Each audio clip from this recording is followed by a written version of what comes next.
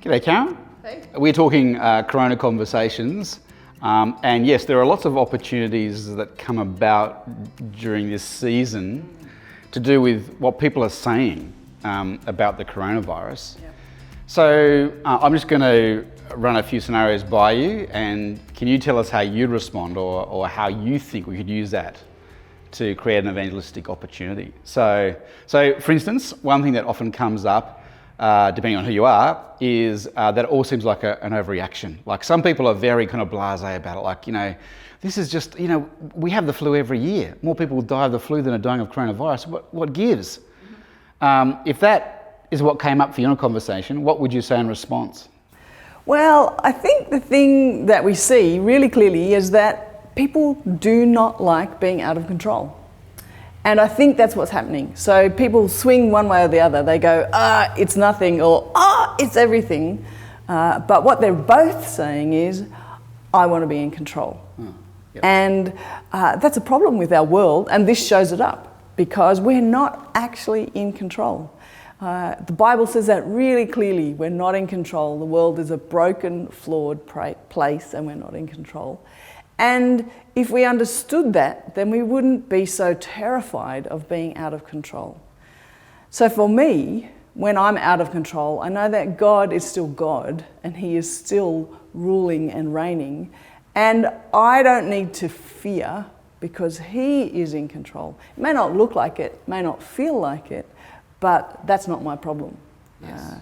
And so when our world is reacting, either underreacting or overreacting, it's because they're afraid. And they need to know that there is somebody who actually hears their fear behind their statement and says, it's okay, I'm in control. And that's what God is saying to us all the time, especially now. Yeah, that's really helpful. And can you give us a pointer, Karen? Like, if someone said to me, like my neighbour has said to me, what's all the fuss about? I would probably respond with something like, yeah, huh? I don't know how I would kind of naturally start talking about Christ or the gospel. Have you got any pointers how you actually start talking about the gospel? Well, I think for me, it's that's what's there in my head all the time. Yeah. And so what's all the fuss about would lead me to a place of saying what I said, people are afraid of not being in control. But there is also that sense of, I might die, depending on how old the person is you're talking to, depending on what's going on for them, I might die. The bizarre thing is, that's true of every day. Yeah. We might die crossing the road out there. But the response to we might die is very different. For me as a Christian, I would say, yeah, we might die. We might die, but I belong to Christ, and to die is gain. To die is actually to be with Christ. And so for my neighbour, I might say to them, really, there's some hope in this situation. You don't have to be so afraid, but you need to know Christ. You need to know how He changes everything. It's not the coronavirus that changes everything, it's actually Christ. The coronavirus just shows us for who we are. Some of the conversations around the COVID-19 thing have been people sort of downplaying it as something that only affects the vulnerable and the elderly. So why should I be concerned? Why should I bother? What would you say to that? Well, it's been interesting, isn't it? So a month ago, that was all the talk. It's only the disabled, the vulnerable, and the elderly, and the people with, immune-compromised situations, right? And now people are saying, but I might die, right? And both of those actually are enormously problematic. The only disabled, vulnerable, elderly says, actually, when push comes to shove, we value them less.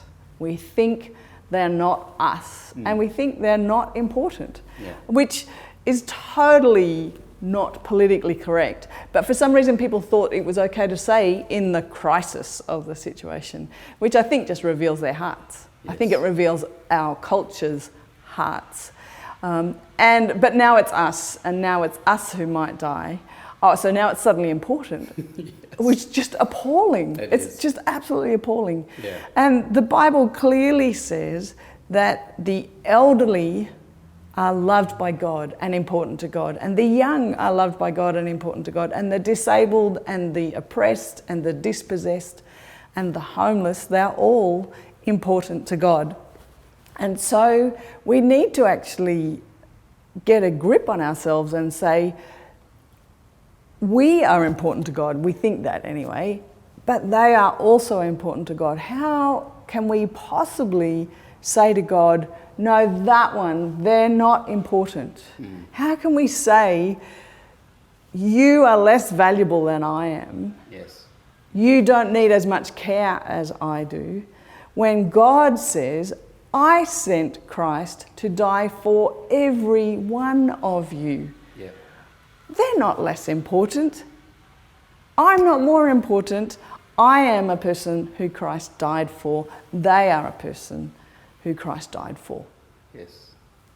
Yeah, it does seem like at the moment, doesn't it, that like boomers are only good for memes or for an inheritance potential, doesn't it? So Have you heard the term boomer remover?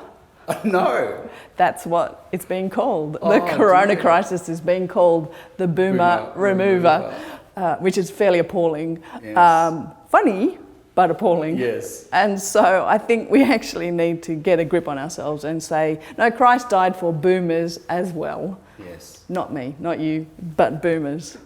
We don't quite make Yeah. into the boomer Word. category. Word. Amen. Amen.